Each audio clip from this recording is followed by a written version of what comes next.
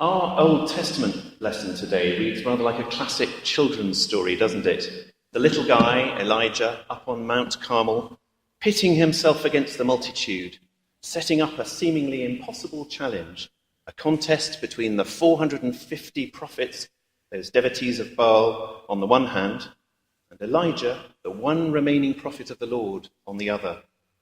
King Ahab is to provide them with 2 bulls. All the prophets of Baal go first, calling on Baal to light the fire for the sacrifice.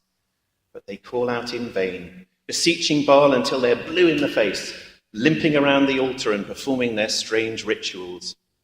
And as the sun climbs high in the sky and it gets to noon, Elijah, who it must be said reveals himself as something of a showman, mocks them. Perhaps he's on a journey, he cries. Or maybe he's meditating. Or perhaps he's asleep. Shout louder. But there is no voice, no answer, no response.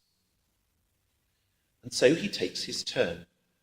First of all, in the manner of all good street entertainers, he gets the crowd to gather close around so that everyone gets a good view. Now, whilst we might be familiar with the story, and perhaps we could list off what he's got to do, if we really think about it, he's got his work cut out, hasn't he? Not only does he rebuild the altar with 12 stones to represent each of the tribes of Israel, and I don't suppose it's exactly small if it's got to take a whole sacrificial bull, but he prepares the wood, he cuts up said bull, which in itself isn't going to be a mean feat of butchery, is it? And I'm only hoping for his sake that the bull was already dead and that he didn't have to chase about and kill it first. And then once he's hefted those prime cuts of meat up onto the altar, he sets to with a shovel and digs a trench all the way round. He's putting on quite a spectacle, and the crowd are certainly being given their money's worth. And then, of course, there's a spot of audience participation. He calls for volunteers to come out of the crowd and gets them involved in drawing 4 jars of water, which they have to pour over the bull and the wood and the altar. And then, in the manner of all good stories, he says, "Do it a second time." And they do it a second time. And again, he says, "Do it a third time."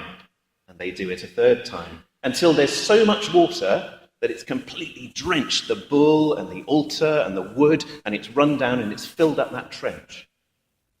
He's really driving the point home, and no doubt getting the audience members to check that there are no hidden torches or flames while they're about it.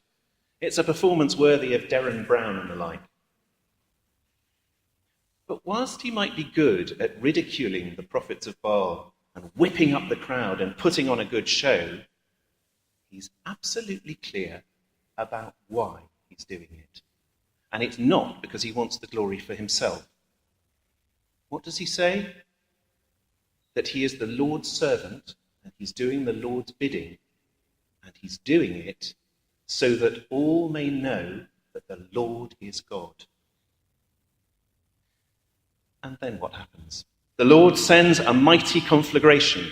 Without so much as a match in sight, a great fire descends and consumes the bull and the wood, but also the 12 stones and the dust, and it even licks up the water in the trench. Talk about a showstopper. The Lord reveals his power, and the people fall on their faces, crying, "The Lord indeed is God! The Lord indeed is God!" The mighty sign that the people needed in order to believe in the Lord has done the trick. By total contrast, our gospel reading, the story of the centurion and his slave. There are no flashy signs and great wonders here, really.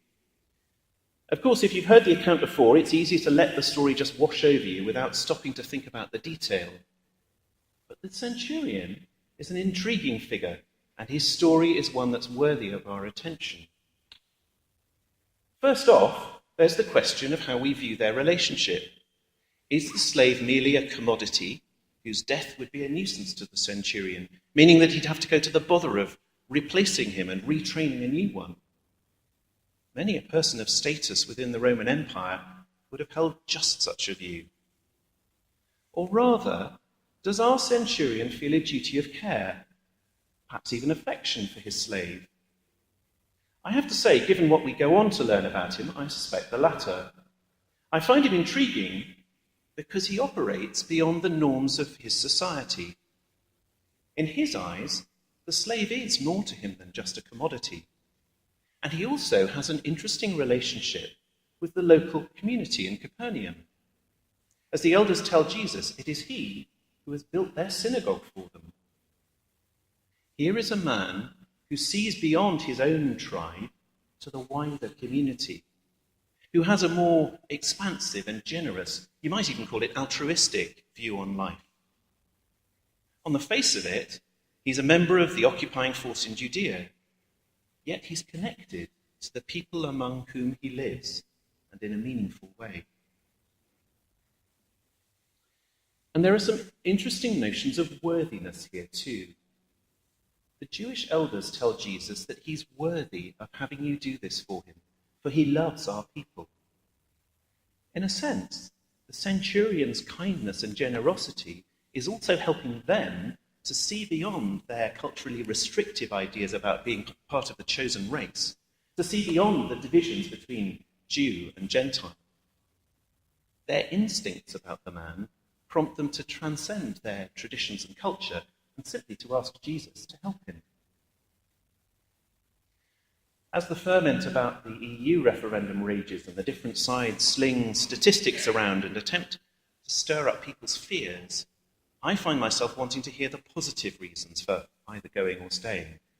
So I find the centurion's ability to see the value in working at real relationship with those who live around him, but who are culturally and ethnically different from him, salutary. The way we vote in the referendum needs to be accompanied by careful thought, and I think a lot of prayer, as we make a decision that will have ramifications for years to come. So much more than our financial well-being is at stake here, I feel.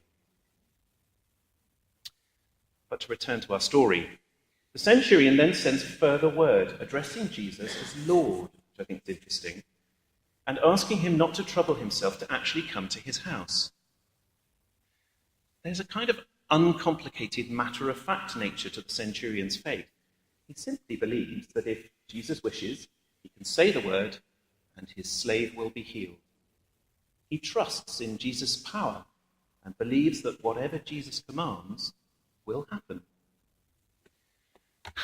Now, on occasion, my father used to perhaps get a little high-handed with the orders, expecting things to be done just so, and my mother, in irritation, would mutter darkly that he was just like the centurion. "I say to this man, go, and he goeth," she would quote, "and to this man, come, and he cometh."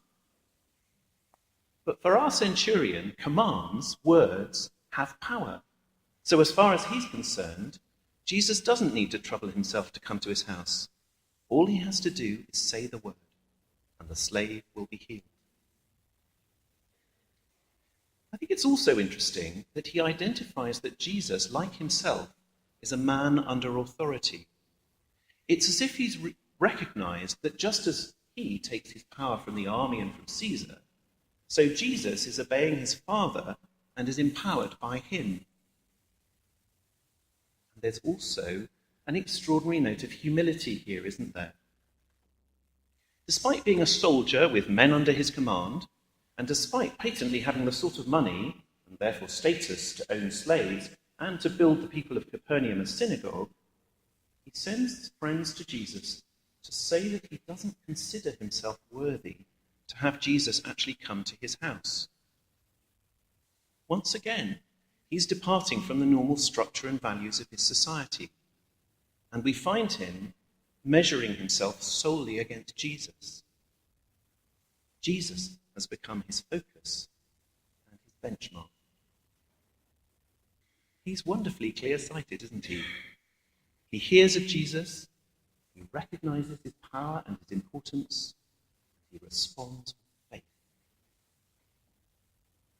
It's not often that we're told that Jesus is surprised by things, but here he's amazed at the depth of the man's belief in him. "I tell you, not even in Israel have I found such faith." And the response to the centurion's faith is blessing. The friends return to the house and find the slave in good health. So which are we? Do we, like the people in the time of Elijah, need a great and mighty sign of the strength and power of God in order to own him as Lord? Now, in point of fact, many of you will tell me that we live with such signs. Maybe not the all-consuming fire that burns up bulls and stones and licks up the water at our feet, but signs of God's glory nonetheless, in the ways that he blesses and empowers us, in the ways that he calls us and equips us, in the way, for example, that he has constantly provided for us as we've worked on the Heart of Epping project. But we also have much to learn from our centurion. His recognition and acceptance of Jesus' power and authority, his ability to see beyond the confines and secular values of his society, his willingness to engage with and care for those around him, to seek to foster good relationships and friendship with the community in which he finds himself, and to care for those under him when his peers were treating them as less than human. All these seem like vital lessons for us to learn, not just in the way that we interact with each other and with our community here in Epping, but also in a world where many think of and treat the homeless and the migrant, the refugee and the foreigner as less than human, where the likes of Donald Trump with his message of distrust and exclusion, walls and barriers, hold sway.